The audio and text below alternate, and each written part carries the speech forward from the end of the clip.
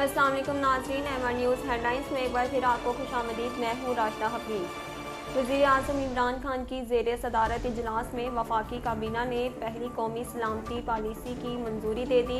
Policy के तहत शहरियों के तहफ़्फ़ुज़ और मुआशी तहफ़्फ़ुज़ को यकीनी बनाया जाएगा।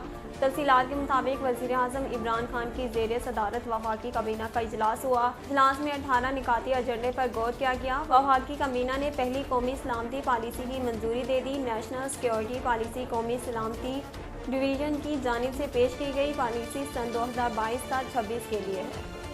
कौमी सलामती पॉलिसी के तहत शहरियों के तहफ़्फ़ुज़ और मुआशी तहफ़्फ़ुज़ को यकीनी बनाया जाएगा। कौमी सलामती पॉलिसी की गुज़िश्ता रोज़ नेशनल सिक्योरिटी इजलास में मंजूरी दी गई थी। पॉलिसी पर अमल दरामद के लिए पॉलिसी फ्रेमवर्क भी तैयार किया गया था। वफाकी काबीना के इजलास में सियासी, मुआशी और कोरोना वायरस की सूरत हाल पर गौर किया गया। काबीना को इलेक्ट्रॉनिक वोटिंग मशीन और आई वोटिंग की पेशरफ्त पर ब्रीफिंग दी गई।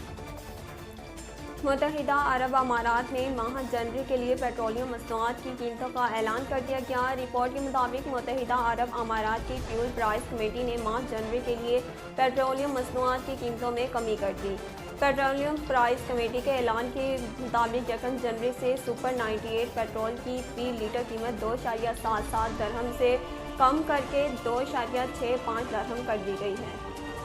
डीजल की कीमत में भी मामूली कमी की गई। डीजल की फी लीटर कीमत दिसंबर में 2.77 दरहम थी, जिसे कम करके 2.51 दरहम कर दिया गया।